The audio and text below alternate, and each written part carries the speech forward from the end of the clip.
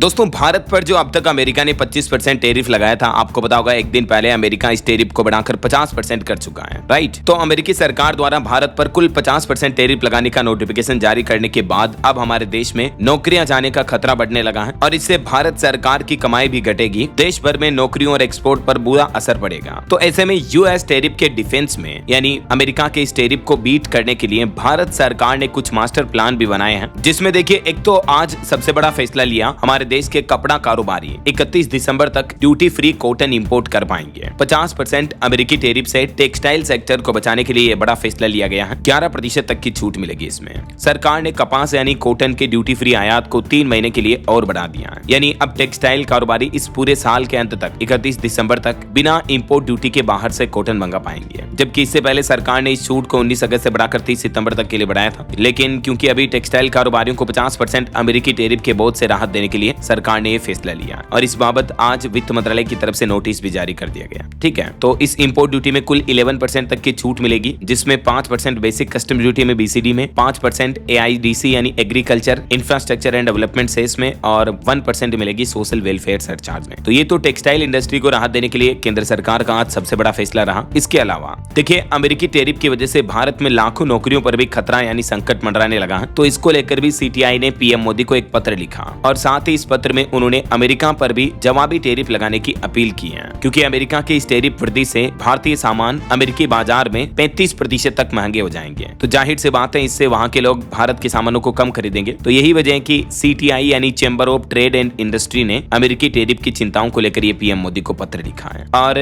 Trump tariff को लेकर वित्त मंत्रालय ने भी एक रिपोर्ट जारी की, जिसमें बताया गया कि अमेरिकी टैरिफ का सीधा प्रभाव तो सीमित रहेगा, यानी डोनाल्ड ट्रंप के टैरिफ का उतना ज्यादा असर तो इंडिया पर नहीं पड़ेगा, लेकिन फिर भी भारत को इन चुनौतियों से निपटने के लिए कुछ ठोस कदम उठाने होंगे। तो इसके लिए केंद्र सरकार ने अब एक और प्लान बनाया है। निर्यातकों और कामगारों को राहत पैकेज जारी किया जाएगा जल्दी। 6 महीने का रोड मैप तैयार किया है। अब अमेरिका के अलावा नए विकल्प तलाश रही है सरकार। अभी एक दिन पहले ही पीएम मोदी की अध्यक्षता में इस संबंध में उच्च स्तरीय बैठक भी हुई, जिसमें निर्यातकों और कामगारों के लिए 6 महीने के राहत पैकेज पर सहमति बनी है। कपड़ा, चमड़ा, रसायन, खिलौना जैसे क्षेत्रों को आपातकालीन ऋण उपलब्ध कराया जाएगा और नए बाजार की उपलब्धता सुनिश्चित होने तक सुरक्षा और एकमुश्त राहत देने की योजना भी इसी सप्ताह घोषित हो सकती है। तो ये भी अमेरिकी टैरिफ के डिफेंस में केंद्र सरकार का प्लान है। इसके अलावा सरकार ने एक और नया प्लान बनाया है। अमेरिका के 50% टैरिफ के बीच भारत कपड़ा निर्यात को बढ़ावा देने के लिए दुनिया भर के 40 देशों में खास अभियान भी चलाएगा, जैसे Germany, France, Italy, Spain, Netherlands, Poland, Canada, Mexico, रूस, बेल्जियम, तुर्की, संयुक्त अरब अमीरात, ऑस्ट्रेलिया जैसे महत्वपूर्ण बाजारों में अब भारत अपनी पहुंच बढ़ाएगा, क्योंकि इस अमेरिकी टैरिफ से कपड़ा क्षेत्र, ज्वेलरी वगैरह ये क्षेत्र सबसे ज्यादा प्रभावित होने वाले हैं। तो इन्हीं को राहत देने के लिए सरकार एक तो इमरजेंसी फंड राहत पैकेज लाने का प्लान कर रही है। इसके अलावा अन्य देशों में एक्सपोर्ट बढ़ावा देने पर भी प्लान किया जाएगा